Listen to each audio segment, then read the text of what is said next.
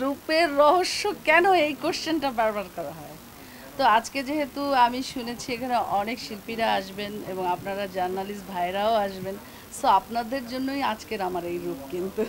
তো আমি যেটা একজন শিল্পী হিসাবে বলবো, একজন শিল্পী হিসাবে একজন শিল্পীকে ছোট করা উচিত না, অসম্মান করা উচিত না।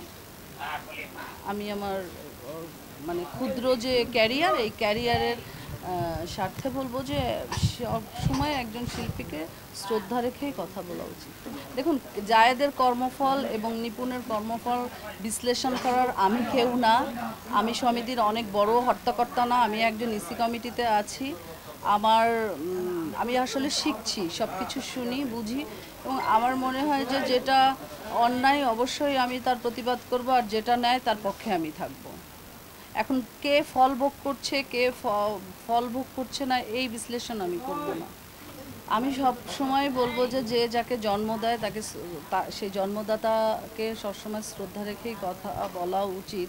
যেহেতু ডিপজল ভাইয়ের হাত ধরে নিপুণ আক্তার চলচ্চিত্র ইন্ডাস্ট্রিতে এসেছে, তো তাকে এভাবে কথা মানে কটু কথাগুলি না বললেই পারতো। এটাও অনেক দৃষ্টিকটু ছিল কথাগুলি।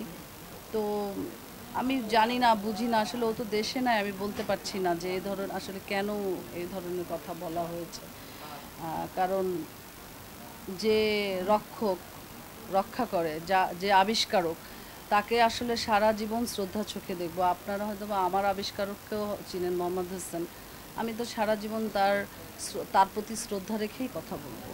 তাকে, সে যদি আমার সাথে অন্যায়ও করে কিংবা আমাকে একটা বকাঝকাও করে কিংবা আমার বিরুদ্ধেও কথা বলে, তারপরে সাহস নেই আসলে আমার জন্মদাতাকে নিয়ে কোনো কথা বলা। এই রূপের রহস্য কেন এই কোশ্চেনটা বারবার করা হয়? কেন? মানে আসলে রূপের রহস্য মানে আমি না যে কোনো জায়গায় যেখানে ধরেন অনেক লোকের সমাগম, সেখানে চেষ্টা করি একটু নিজেকে একটু ডিফারেন্ট লুকে আনতে। তো আজকে যেহেতু আমি শুনেছি এখানে অনেক শিল্পীরা আসবেন এবং আপনারা জার্নালিস্ট ভাইরাও আসবেন, সো আপনাদের জন্যই আজকের আমার এই রূপ কিন্তু। কোনো পরিস্থিতির ক্ষেত্রে না, আমাদের গঠনতন্ত্র অনুযায়ী যে দুই প্যানেলে যারাই পাশ করবে, ইলেকটেড মেম্বার্স নিয়েই কিন্তু একটা কমিটি গঠন হয়। এখানে আসলে এরকম না যে আমি পরিস্থিতির শিকার হয়ে এখানে এসেছি। আমি হ্যাঁ, আমি জয়ী ওই প্যানেল থেকে হয়েছি, কিন্তু আমি যেহেতু ওখানে আমার প্রেসিডেন্ট সেক্রেটারি জয়ী হয়নি, আমি নিজে জয়ী হয়েছি। আমাদের প্যানেলটিতে মোট ৩ জন জয়ী হয়েছে। তো এতগুলি মানুষ যেহেতু আমাকে ভোট করেছে, আমি আগেও বলেছি ২২০টি ভোট আমি পেয়েছি অনেক ভালোবাসা। এই ২২০ জন তো অন্তত ভালোবেসে আমাকে ভোট দিয়েছে। সো আমি তো কাজ করতে চাই, আমি সেটা কিন্তু কাজ করতে চাইলে যে কোনো প্যানেল থেকে কাজ করা যায়।